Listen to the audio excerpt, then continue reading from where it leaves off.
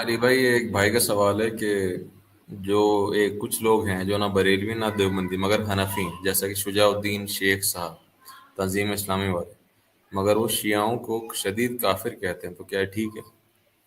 یہ آپ کا حسن ظن ہے کہ وہ دیوبندی اور بریلوی نہیں ہے، وہ دیوبندی ہے. ہاں، اس کے لیے ہماری اینک چاہیے ہوتی ہے.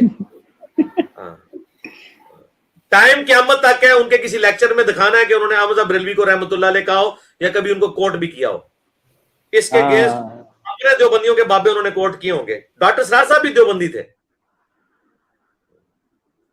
احمد صاحب بریلوی پہ جھوٹ باندھ کے گئے ہیں، لیکن چونکہ توبہ کر لی تھی میرے سامنے انہوں نے، اور انہوں نے کہا تھا، انہوں نے اہل حدیثوں کے متھے مار دیا تھا کہ مجھے اہل حدیثوں نے احمد صاحب بریلوی کے بارے میں یہ بتایا تھا.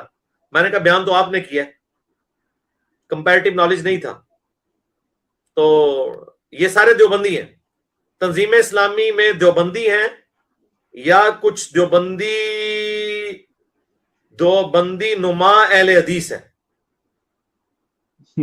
چلا ہنس اہل کے چال حدیث اپنے نما. چال بھول گیا. ہاں جی، آپ کہہ رہے تھے نا یہ ٹرمز کہاں سے آتی ہیں، کلمہ تو مشرک کہاں سے آ گئی ہے. ظاہر ہے جب وہ درمیان میں لوگ پیدا ہوں گے تو پھر ٹرمز بھی پیدا ہوں گی نا. تو دیوبندی نما اہل حدیث یعنی ایسے اہل حدیث جو رفع الیدین تو کرتے ہیں، آمین بھی اونچی کہتے ہیں، لیکن دیوبندی بابوں سے آزاد نہیں ہوئے، ان کے خلاف منہ پھٹ کے بولتے نہیں ہیں.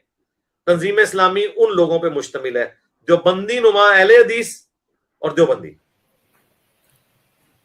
مگر اہل علی حدیث بھائی تو وہ ٹھیک کر سکتے ہیں نا، جو پیور اہل حدیث ہیں وہ تو ڈاکٹر سرار کو مشرک سمجھتے ہیں وحدت الوجود کی وجہ سے.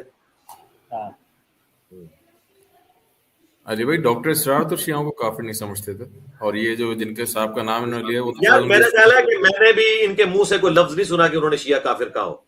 ان کا یہ مزاج نہیں ہے شجاع الدین شیخ صاحب کا کہ انہوں نے کبھی کافر کہا ہو. واللہ عالم، میں نے نہیں سنا. سبحانک اللہم و بحمدک، اشہد ان لا الہ الا انت، استغفرک و اتوب الیک، وما علینا الا البلاغ المبین. جزاکم اللہ خیر.